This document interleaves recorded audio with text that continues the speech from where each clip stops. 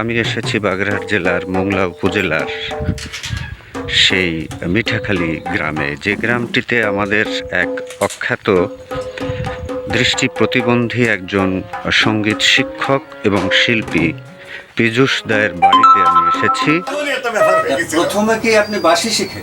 না, প্রথমে আমি সঙ্গীত আমার এই মাঠ থেকে আমি একেবারে ছোট থেকে একদম গান মানুষ যখন বাচ্চারা তখন কথা বলতে শেখে, আমাকে গান দিয়েই আমার কথা শেখে। আমি প্রথম গুরু আপনার আসলে কি?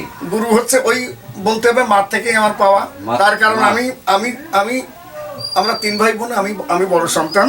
তো আমার যখন এই দুটি চোখ সেই জন্ম থেকে পৃথিবীর আলো বাতাস আমি কোনোদিন পাইনি, তখন মা বাবা একটা দুঃখ ছিল যে আমাদের প্রথম সন্তানকে কেন এমন করে ধরার মাঝে পাঠালে।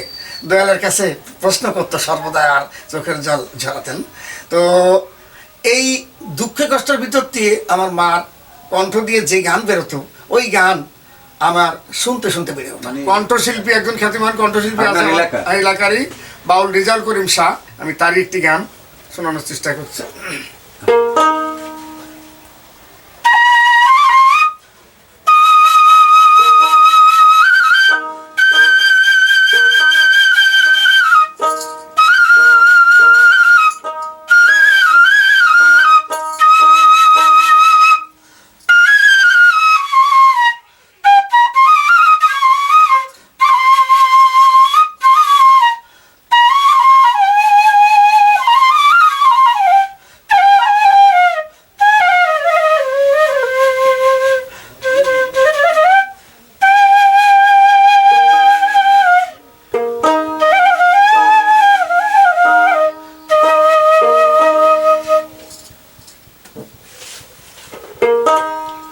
আমি নীরলে বসিয়া বন্ধুর নামের মালা গাথি, চোখের পানি দিয়া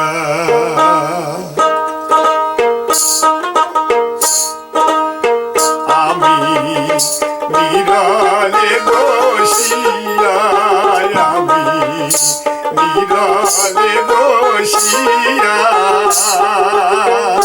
বন্ধুর নামের মালা গাথি, চোখের পানি দিয়া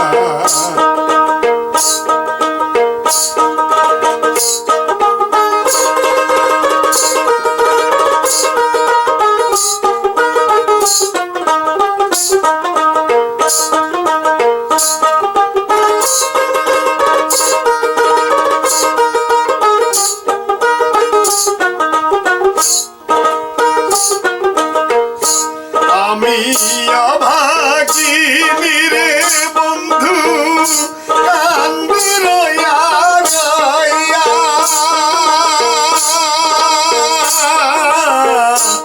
আমি অভাগিনী রে বন্ধু, কান্দি রইয়া রইয়া,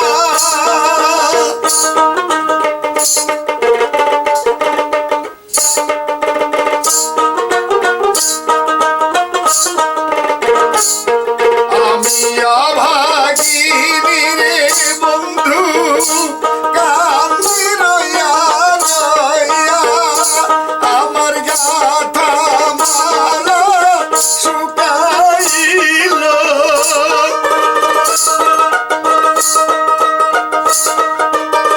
গাথা মালা শুকাইল, আইল না সমকালা,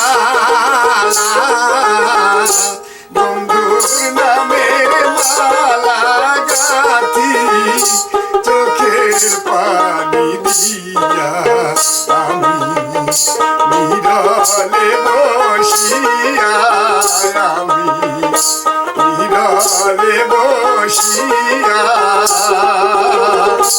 বন্ধুর নামের মালা গাথি, চোখের পানি দিয়া।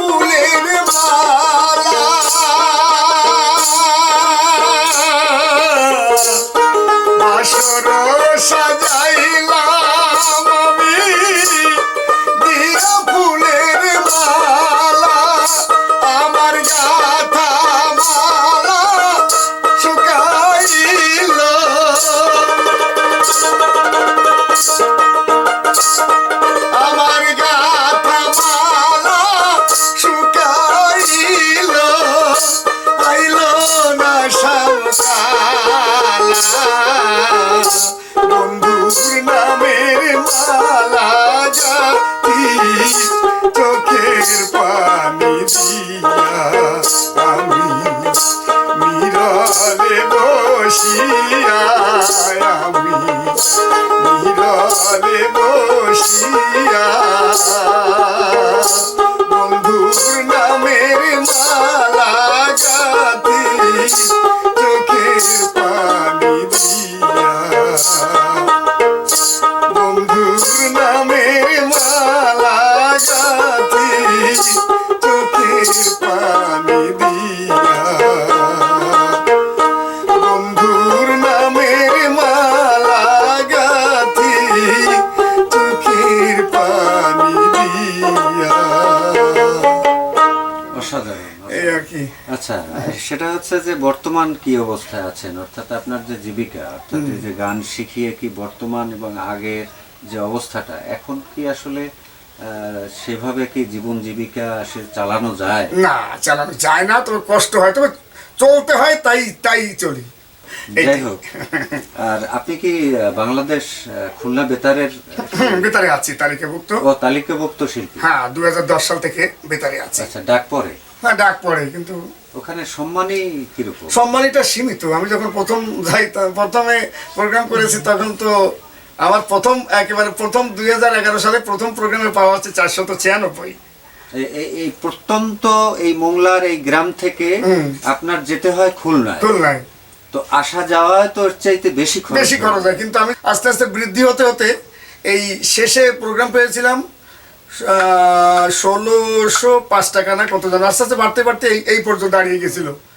প্রিয় বন্ধুরা, সেটা হচ্ছে যে আসলে আমাদের বাংলাদেশের যারা শিল্পী, যারা আসলে বিভিন্নভাবে বাংলাদেশ টেলিভিশন থেকে শুরু করে বাংলাদেশ বেতার, বেতারে যারা শিল্পী আছেন, আসলে তাদের সম্মানীটাও যদি ওই অর্থে একটা যোগ্য সম্মানই থাকতো, তাহলেও হয়তো এইসব যারা শিল্পী আছেন তারা বেঁচে থাকতে পারত।